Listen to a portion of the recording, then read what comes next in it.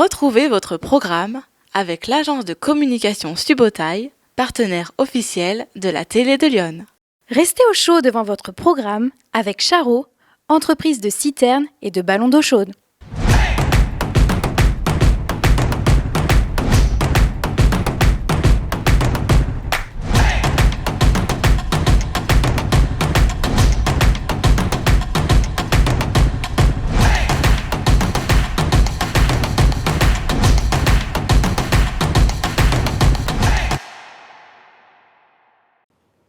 Bonjour à toutes et à tous. Ça fait pas un peu corse ça quand même. Alors bienvenue dans votre journal d'information locale, le 12-10 en simultané sur Facebook et YouTube. Alors c'est pas la peine de regarder les deux en même temps. Nous sommes ravis de vous retrouver en ce vendredi 14 janvier 2022. Alors nous espérons que cette semaine s'est bien passée. Vous avez été plus de 5522 à suivre les reportages de nos équipes. Formidable. Donc tout de suite, les titres de l'actualité. En raison de la révision du budget pour lutter contre l'abandon des animaux, les refuges ont la capacité de s'agrandir pour accueillir de nouveaux animaux. Nos équipes sont allées au refuge équin de Terre-Pleine qui est en train de faire construire de nouveaux box pour accueillir les équidés dans de meilleures conditions.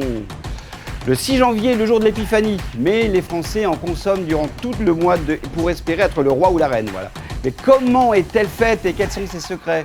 Vous le saurez grâce à Laurent Bisson, boulanger.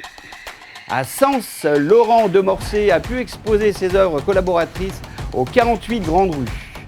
Il est photographe et fait appel à des artistes pour qu'ils apportent leur contribution et leur imagination afin de donner une nouvelle dimension à ces photographies. Découverte de l'exposition Classic and Street. Alors évidemment, en fin de journal, vous retrouverez la météo qui change tout le temps apparemment. Voilà. Donc elle est changeante et très fraîche. Alors récemment, le gouvernement a revu à la hausse le budget pour lutter contre l'abandon des animaux. C'est bien. Grâce à ce nouveau coup de pouce, les refuges peuvent se projeter et apporter des améliorations à leur structure. À Saint-André de Terre-Pleine, le refuge équin est enfin en mesure de faire construire de nouveaux box afin d'accueillir d'autres chevaux maltraités et abandonnés pour... pas les abandonner, mais pour maximiser leurs futures adoptions. Alors Robin Minéo et Florian Girardot sont partis à la rencontre de Marie et Marine Marge, la présidente et la directrice du refuge. Le 4 octobre 2021, le président de la République a annoncé un réabondement budgétaire à hauteur de 15 millions d'euros pour lutter contre l'abandon des animaux domestiques errants. 1 million est ainsi alloué à la région Bourgogne-Franche-Comté et sera attribué dans le cadre d'appels à projets départementaux. Henri Prévost, préfet de Lyon, était présent au sein du refuge de Terre-Pleine, lauréat de la première vague dont le projet d'agrandissement est en cours d'aménagement. Laissons Marine Marge, directrice technique du refuge équin de Terre-Pleine, nous en dire un peu plus.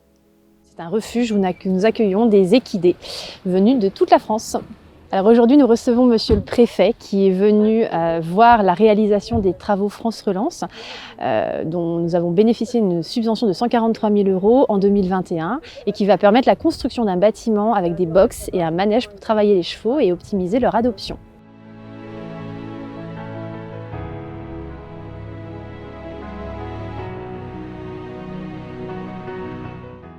Car actuellement, nous sommes en surcharge.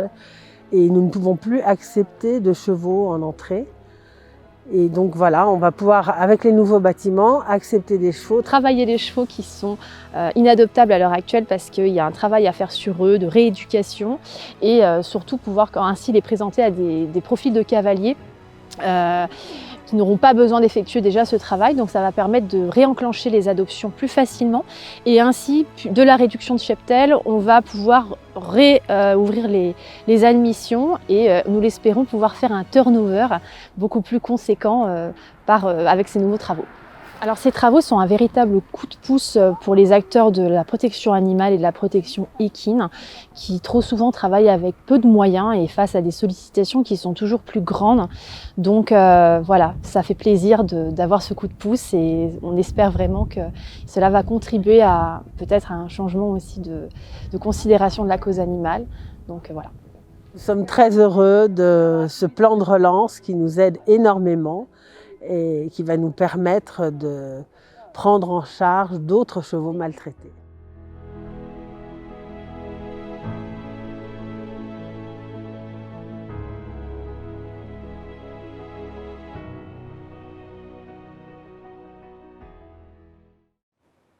Voilà, très intéressant. Alors, durant le mois de janvier, ce sont 30 millions de galettes des rois qui sont venues en France, vendues en France. Alors, à Chevannes, Laurent Bisson et sa femme Laurence, donc Laurence Bisson, ont accueilli nos équipes dans leur boulangerie pour lui dévoiler leur recette de ce dessert traditionnel à la frangipane. Voilà. C'est un reportage de Damien Esnault. Nous sommes en plein mois des fameuses galettes des rois, consommées généralement chauffées au four, et pour connaître tous les secrets de sa fabrication, nous sommes allés à la rencontre de Laurent Bisson, maître artisan à Chevannes, qui exerce son métier depuis 20 ans et qui est toujours aussi investi. Je suis installé depuis 20 ans à Chevannes, dans ce magnifique village de l'Auxerrois, et avec mon épouse, Laurence. Donc c'est pour ça que nous sommes LLB, Laurence Bisson. Et maintenant, depuis 5 ans, nous avons intégré notre fils Léo. Donc on pourrait même passer à 3 L, LLLB. La galette des rois, c'est un moment que j'aime beaucoup. C'est un moment qui vient très vite après les fêtes de Noël et les fêtes de fin d'année. Nous, on est vraiment sur la traditionnelle galette ronde, crème frangipane. La matière première principale, c'est le beurre. 70% de beurre à peu près. Ensuite, le feuilletage. On incorpore le beurre et on va donc faire ce que l'on appelle le tourrage. Qu'est-ce que le tourrage? Incorporer un beurre dans une pâte sous forme de pliage. Ça, c'est assez technique. Bien sûr, on ne peut pas parler de galettes des rois sans parler des fèves, et pour Laurent, c'est l'occasion de faire participer des artistes de Chevannes. Il faut bien choisir sa fève. Quelques années encore auparavant, nous avons la chance d'avoir un aquarelliste artiste sur Chevannes, Monsieur Roger Hirsch. Je lui ai demandé s'il était d'accord que ces aquarelles portant sur Chevannes soient sur mes fèves. Cette année, ce sont les montres à gousset. Il ne faut pas oublier que tout est devenu luxe aujourd'hui. Le beurre est devenu très cher. Il a pris énormément en termes d'augmentation sur les derniers mois. Et donc, nous ne serons jamais aussi peu chers qu'une grande surface. Donc, la différence, parce que nous sommes plus chers, il va falloir qu'elle se tienne dans la qualité de nos produits.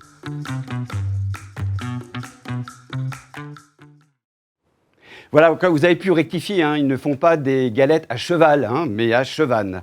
Cheval était plutôt dans le premier reportage. Maintenant, passons au troisième reportage.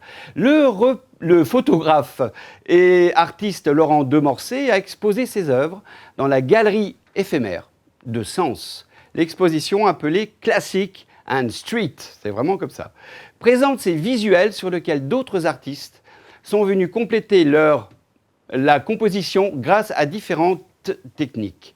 Le 8 janvier dernier, Quentin et Stéphanie, 2 artistes, ont apporté leur collaboration en live. Célestin Picardo et Charline Massetti sont allés voir cette formidable performance.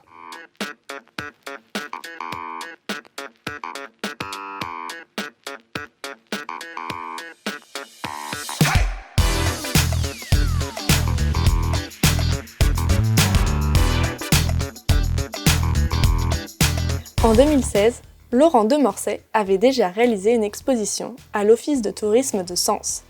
Cette année, il a bénéficié de la galerie éphémère pour son exposition Classic and Street. Ce sont 23 artistes qui ont collaboré avec lui pour apporter leur touche et leur technique personnelle afin de détourner ses photographies. Alors l'idée de départ, en fait, c'était, comme je vais sur Paris très régulièrement, l'origine de l'idée, c'était de refaire un livre sur Paris. Sauf que des livres sur Paris, il y en a eu déjà des centaines. Donc je voulais trouver une idée qui sorte un petit peu de l'ordinaire et représenter Paris d'une manière différente, comme on peut le voir un petit peu tout autour.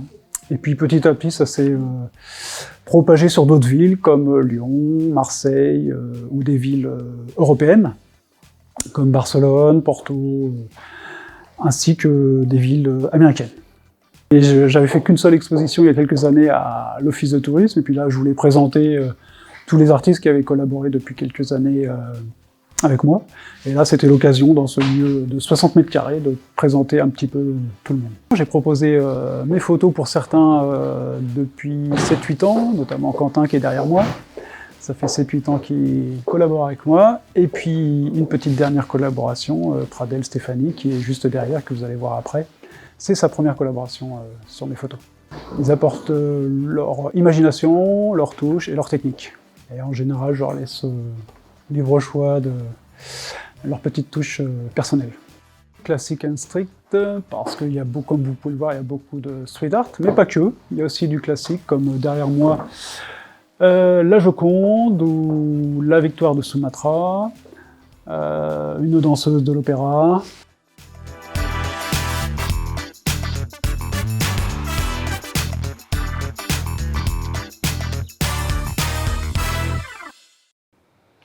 Quel temps va-t-il faire ce week-end? C'est pour ça que je me suis mis comme ça, c'est vrai. Alors il est temps de le savoir, c'est la météo de Lyon. La météo de Lyon vous est présentée par Wolper, conseiller financier de crédit immobilier, et AJ Auxerre, l'association de la jeunesse auxerroise. Alors samedi 15 janvier, le matin, ce matin, le soleil brillera dans le ciel du sud et à l'ouest de notre département. En fait, vous le voyez bien, quoi, il y a du soleil et puis il y a quand même du -1, du -2, du 0, voilà, vous savez où vous êtes. L'après-midi, par contre, l'après-midi, il y a plus de soleil. Là, déjà, il fait plus beau. Hein, il y a quand même 4 degrés et 3 degrés. Il faut quand même se couvrir un petit peu. Hein, sinon, ce n'est pas le moment d'attraper froid. Le dimanche, ça c'est important, le dimanche 16 janvier au matin, il fait beau, mais au-dessus des nuages. Parce qu'en dessous, il fait du 0, il fait du 1. On dirait le nord. L'après-midi, par contre, si, c'est mieux. Non, c'est pareil, il fait juste 1 ou 2 degrés de plus. Voilà, c'est formidable, ça. Hein, donc, vous voyez, restez couverts. C'était la météo de Lyon. La météo de Lyon vous est présentée par Wolper, conseiller financier de crédit immobilier, et AJ Auxerre, l'association de la jeunesse auxerroise. Alors, vu la météo, la rédaction vous dévoile ses idées de sortie pour ce week-end. C'est plutôt une bonne idée. Hein. Le café-théâtre, la scène des quais à Auxerre, vous propose un soir de spectacle forum nommé Déviation.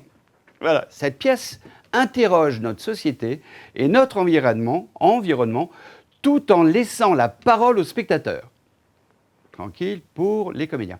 C'est ce soir à 19h et les réservations se font à l'adresse suivante, là, sur le mail. Donc ça, c'est déjà bien, vous avez noté. Formidable. Par contre, demain, le dimanche, le 15 janvier, l'opéra comique. Opération Lune. Voilà. Se jouera à la Cité de la Voix de Vézelay. Ce spectacle poétique, interprété par la compagnie Matulu, a été créé pour le jeune public et les familles. Voilà. Il se jouera à 16h et l'entrée est libre. La sortie aussi. À Brinon-sur-Armançon, Céline Cossimon offrira un concert dimanche 16 janvier au Théâtre Perché à 15h, Super Théâtre, accompagné d'un accordéon. Elle interprétera des chansons françaises des années 60 à nos jours. Alors c'est 1960, je suppose. Voilà, enfin, Stéphane Pérennes, qui était venu la semaine dernière nous présenter un événement dans notre journal. Aujourd'hui et demain se déroule le forum Demain, mon métier. Il est organisé par la MFR de Gron et est centré sur les formations en alternance. Donc il se déroule au bâtiment 89 à Auxerre de 9h à 17h et est ouvert à tous. Voilà. Et je vous souhaite un bon week-end à toutes et à tous. Et n'oubliez pas que vous pouvez retrouver tous les reportages en version longue en fin d'après-midi. Et alors, la semaine prochaine, vous allez retrouver votre animateur préféré, tout bronzé, il vient d'Alaska, et puis les cheveux courts. Voilà, c'était mon dernier JT. Merci à tous, à bientôt.